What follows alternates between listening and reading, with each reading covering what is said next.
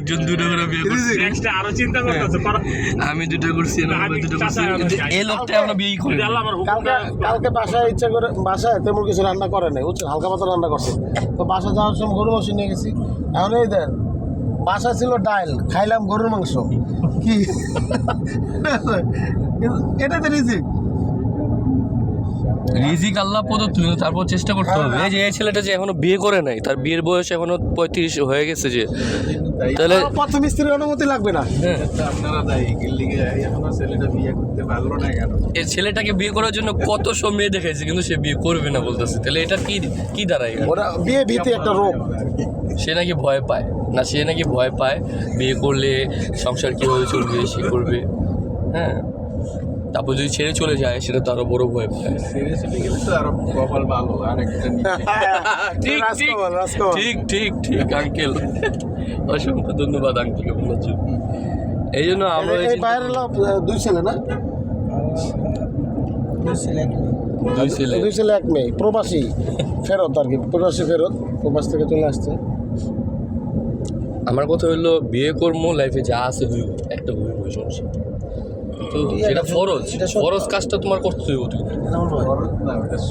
সুন্নত, আল্লাহ করাইছে, আমার দাদা 4টা করছিল, আমি 2টা হয়ে গেছে। না সমস্যা নাই, আমি 2টা আছে, আর 2টা করলে তো নবী সুন্নত ওয়াজিব, আর এর অধিক করলে তো ওয়াজিব না। আমার কথা হচ্ছে আগেরকার দাদারা কথাটা শুনবো আগে সমন্বয় করতে হবে সবার সাথে। যদি একুরেট ইয়াটা করা না যায় তাহলে কিন্তু আবার হিতে বিপরীত ঝামেলা আছে। আর যদি একটু তেরা মেরা বইরা বসে তো জীবন অন্ধকার, জীবন সরকার করি ফেলা হবে না। তারপরও ভীতি হইতেছে কি আঙ্কেল, নিজের উপরে। আমি আমার ওয়াইফকে চালাবো, আমার নিজের উপরে চালাবো। আপনি কেমন চালান এটা আমরা জানি। এখন কথা হইতেছে বিয়েই করবো না, আস্তে সেটা শুনবো বেশি, খুব বলবো কম।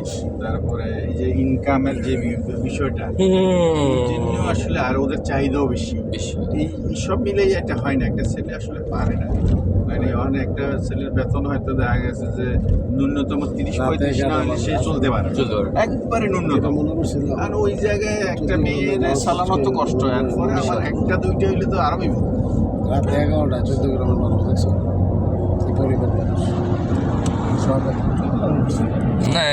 আমাদের যে ভাইটা আছে উনি চিন্তা করে কখন যদি চলে যায়, যদি চলে যায়, যদি আমার মায়ের কথা না শুনে, যদি বাবার কথা না শুনে, কিছু বলবেন না। না, আমার কথা হচ্ছে আমার দাদা 4টা করছে, তোদের কটা করছে? আমার দাদা একটি না, অনেকগুলো করছে। আমার দাদা দাদা কটা 5টা 7টা? আমার দাদি একটা, দাদি তো একটাই দেয় সবার, দাদাই করছে কথা। দাদি তো যে দাদি আমি জন্মের পর আমি একজন আরে করছে, যেমন আমার নানা, ওই যে সোহেল ভাই আঙ্গুল উঠেছে, আমার নানা 2টা করছিল। ওই যে আসল ঘটনা পেয়ে গেছে, এক এলাকার লোক ওনারা। হ্যাঁ, আমার এই নানি 2 নম্বর, মানে আগের বাউমবাড়িয়ার লোক তো 2জনে পেয়ে গেছে যে 2টা বিয়ে করছে দাদা, দেখছো? বাড়ি কি ব্রাহ্মণবাড়ি আছে? জি চাচা, আমার বাড়ি ব্রাহ্মণবাড়ি। তোরা সবার নাই? না না, শুধু আমার বাড়ি ব্রাহ্মণবাড়ি আর নবীনগর থানা।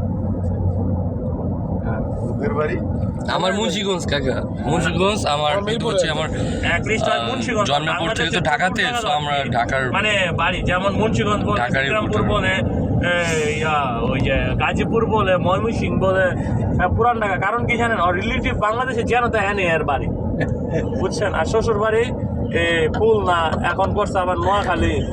মানে বিভিন্ন মানুষকে বিভ্রান্তকৃত করা হয়।